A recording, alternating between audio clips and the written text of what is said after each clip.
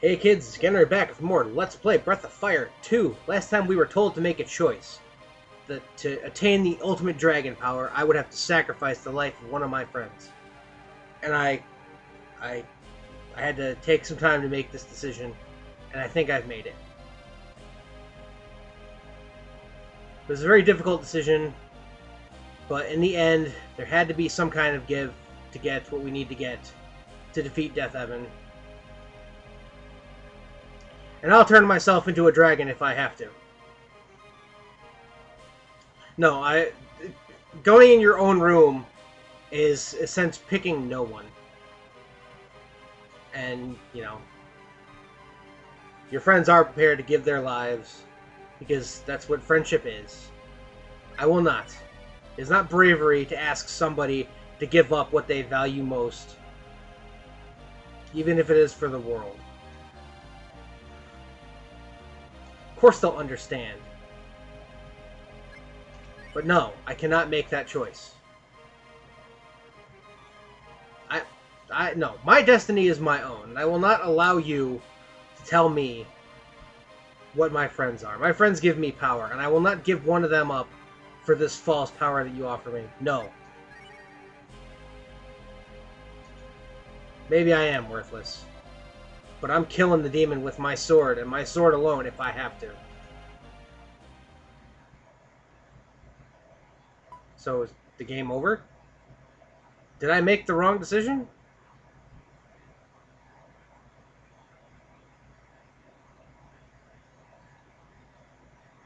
Huh. No, of course not. I don't make mistakes.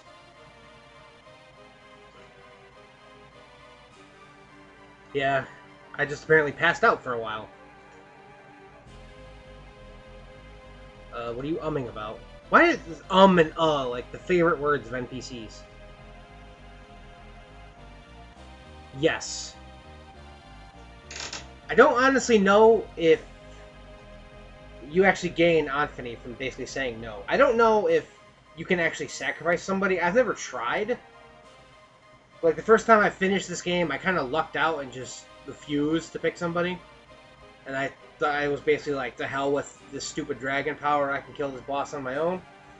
But yeah, if you check your spell list after all that, you have Anthony. And it says I cannot use it, because it costs, unlike all the other dragons, which cost all your AP, this costs 0. And the reason that is that it doesn't actually do anything. It is a storyline spell. It's not like, God, what was his name in the last game? Well, whatever the ultimate dragon was in the last game. Where, like, you know, you could do it, and it was awesome, and it did, you know, max damage every hit, and had high HP and defense, and was healed by one healing item to maximum no matter what healing item it was, though it required all your party members. Oh, that was good. Alright, well, as you can see, my 3 party members are now back in their basic forms. What I am going to do is I'm going to escape from here, reunite them, and then come all the way back down, and I will meet you basically outside this room. So I will be right back. Alright, we're back with a freaking fight in the first step. Alright. Now we just want to go down and to the right there. Have yet to actually fast forward, and it's still lagging. So there's something wrong with this computer. I don't know. I think it's the emulator, because I don't have that problem with like Shining Force at all, which is using a Genesis emulator, or Pokemon, which is a Game Boy Advance game. And now we are on the second half of the dungeon. Yes, you thought it was nearly over? No! Ugh, this part is just as long and confusing and annoying. New enemies are around, very difficult ones, actually. And we get a riot stick, which if you have Cat with you, it is very, very useful. Other than that, it's kind of just in your inventory. We have a new enemy here, Conch, which is just a shelled turtle. Let's try Hail.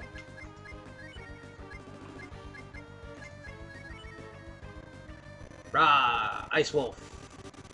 Where's my puppies? No puppy. Oh, there they are. That simply means that the spell was a critical hit. Killed those two. Didn't do anything to that guy?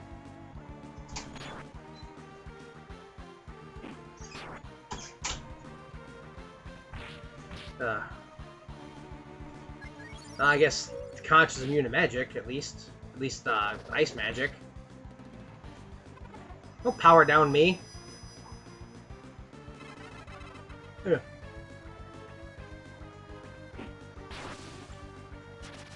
Well, I had a critical do about the same amount of damage, and that was a healthy chunk of experience there.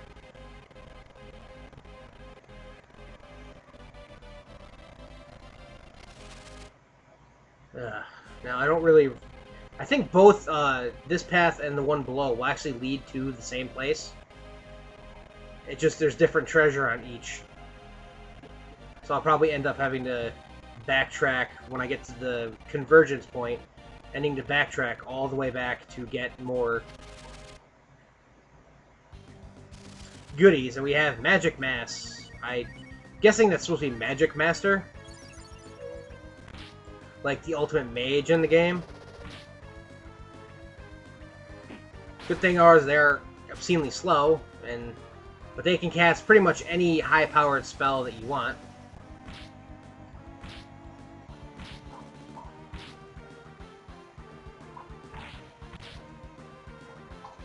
So we should be able just to kill them like this. There we go. It might be a good idea to have, like, Spar or whatever use Hush on them to shut them up. Though they probably are immune to it. As usual, you know, enemies that you require the silence spell for are all like, I'm just gonna ignore what you just did there. And I hate that about... Wow, Karms can cast Hail, if I didn't mention that before, and it hurts. Alright, the 1 Cure 3 and Vanilla Extract. It's kind of what I bring them for. That's good for everybody there. It's nice that you can farm those. You can actually... You can cook those as well. I think it requires like 4 extracts, or 3.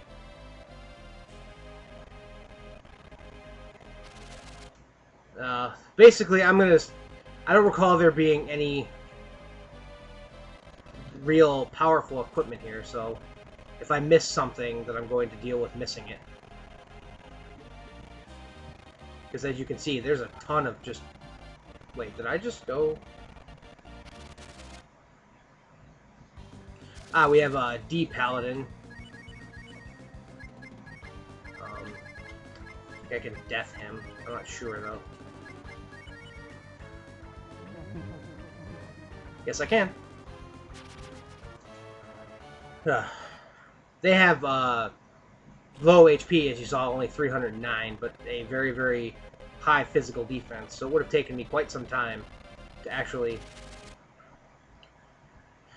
kill it otherwise. I believe there is a dragon statue over there, which I shall use to save. There is also a healing spring somewhere in this area.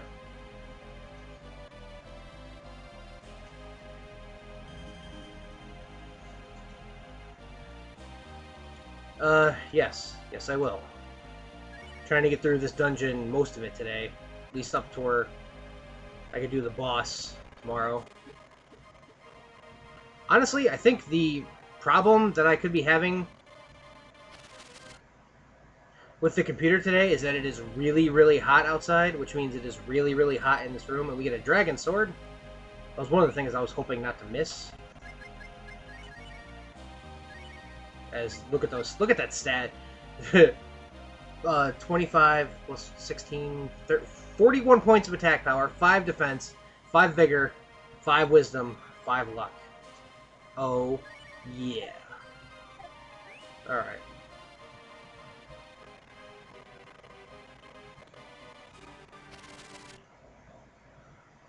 And we have another palette swap of the other enemy here, Hellion. lot of enemies in this dungeon, resist magic, so like it comes to a point where it's almost not worth it to cast anything at them because it'll just either ignore it or... Alright, Randina. I'm going to cast a spell so he doesn't counterattack her. And you can cure to her there, Spar. Some enemies can counterattack magic and have scripts that counterattack magic with things that aren't physical attacks. Oh, I ain't worried about a curse. Plus, this didn't work. I believe I have one of the items that refuse to change my status. So I can't be cursed or anything of that nonsense. But that is a Hellion. I'm pretty much just going to either force them to run away or not care about them at all when I run into another one, because they are very, not tough, but they just take too long. In fact, Breath of Fire games have a unique habit of the... Oh, what the crap, I found a dragon statue. Gotta backtrack a little bit. Wait, was that... No, that was where I came down from. Alright, I think this is the long path that goes up and around. Alright, I'm gonna use a smoke, because this encounter rate is ridiculous. This game is trolling the crap out of me. Oh crap, I never actually sold any of that equipment. I probably should have.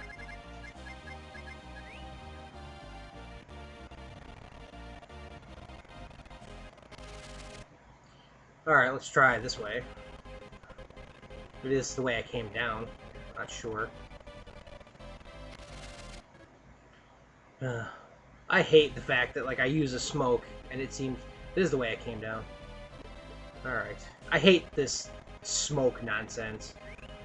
Because, like, even though it's, you know, purple and should be reduced encounter rate, it doesn't seem to actually do anything. I wonder something. Nina ended that battle with 136... Oh, she does have some kind of, healing as you walk item. Okay, that does do something.